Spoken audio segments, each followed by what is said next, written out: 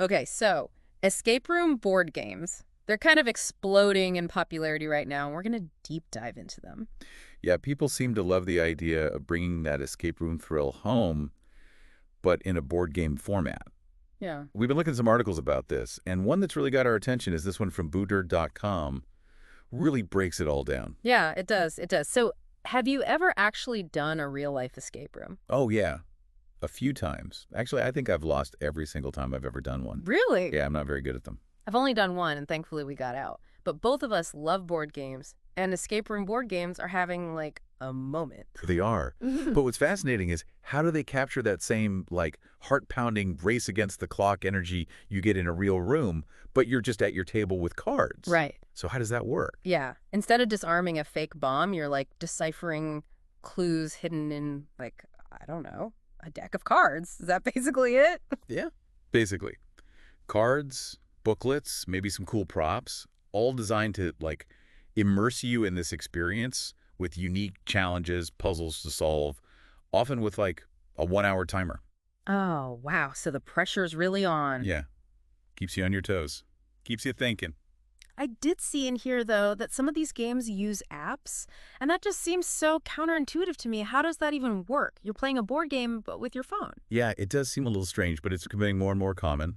Unlock. Mm-hmm. For example, the app is actually a really cool part of it. Okay. It's not just a timer, like I mentioned, but it'll have like thematic music, sound effects. It even has little mini games that kind of like layer on top of the main puzzle that you're doing. So it's almost like having a game master built into the app, right? Exactly. Guiding you along. Exactly. So if you're new to the genre or maybe you just want a little help along the way, it can be a really cool feature. Yeah, totally. You know, speaking of needing help, this article talks about someone trying to play Unlock with 12 people. Can you imagine? Oh my goodness. That's a recipe for disaster, probably. That sounds like chaos. Yeah. 12 people huddled around a table trying to 12 cooks in the kitchen. Yeah. Flipping through cards. It just made me think like, oh, this is probably just like a real life escape room where sometimes you get too many people.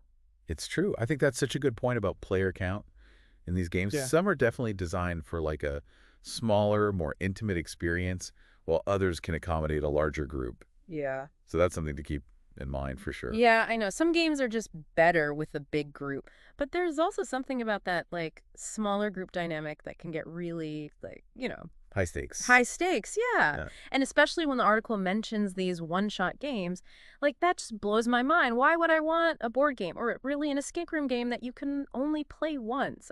What's the point? It's so interesting, right? That you would Yeah. have this game you can only play one time. Why would you design a game that way? I don't know. Yeah, like what's the point of buying a game if you can only play it once? Right. It comes down to like, what are you looking for in that experience, right? Yeah. So you have your one-shot games. Things like the Exit series are a good example of this. Okay.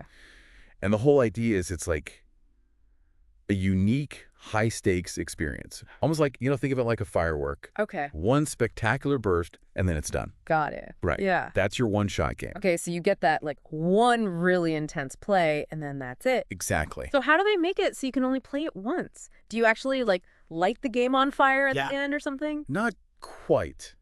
Are they? Kind of cool. Right. I mean, talk about immersive. Yeah. No, but a lot of times these games will have you physically altering the components. What? Yeah. So like cutting, folding, maybe even ripping things as part of the puzzle solving.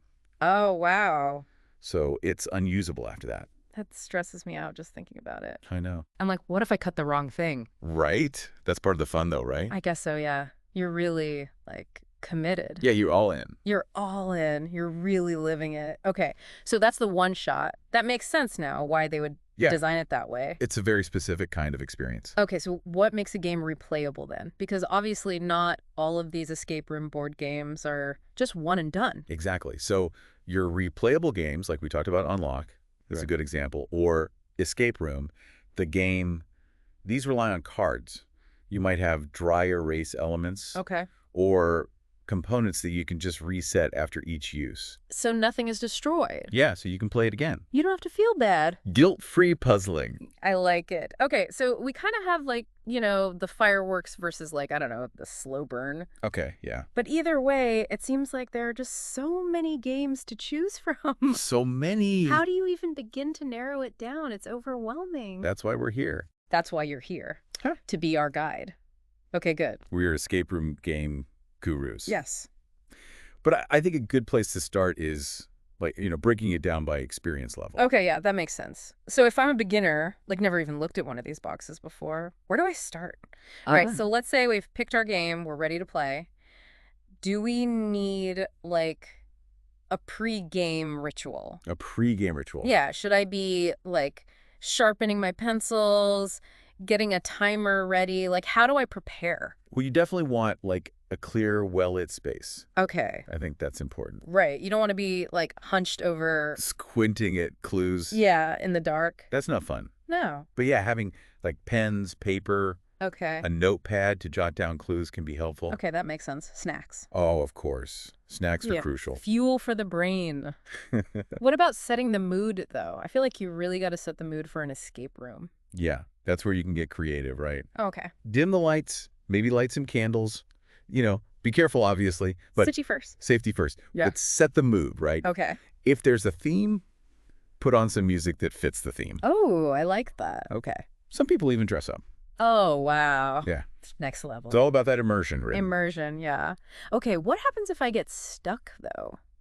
Because I feel like I am not, I don't have the best track record when it comes to escape rooms, real life or otherwise. Yeah, don't be afraid to use the hints. Okay. A lot of these games, they have hints built in for a reason. Right, right. Because, the goal is to have fun, right? Yeah. And sometimes you just hit a wall. Yeah. And, like, I feel like part of it is sometimes I just need someone else to look at it and be like, oh, it's so obvious. Exactly. Yeah. A fresh perspective. Yeah, fresh perspective. Sometimes it's all it takes. Okay, so don't be afraid to use the hints. Exactly. Any other, like, words of wisdom from a seasoned escape room board game enthusiast? I would say, remember, it's a team effort.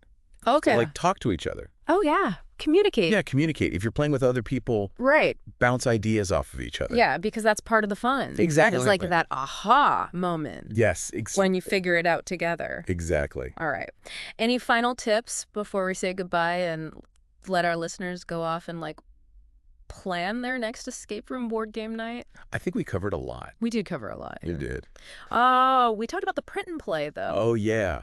Yeah, that's a good one. Yeah. So if you're still on the fence, Yes. or you want to just, like, try before you buy, Yes. a lot of these games have, like, little mini, like, demo versions that you can print out at home and try for free. Oh, that's such a good idea. It's like a little sampler platter Exactly. of escape room goodness. Yes. Awesome. Well, on that note, go forth and conquer those puzzles. I hope that this deep dive has helped you find your next favorite board game.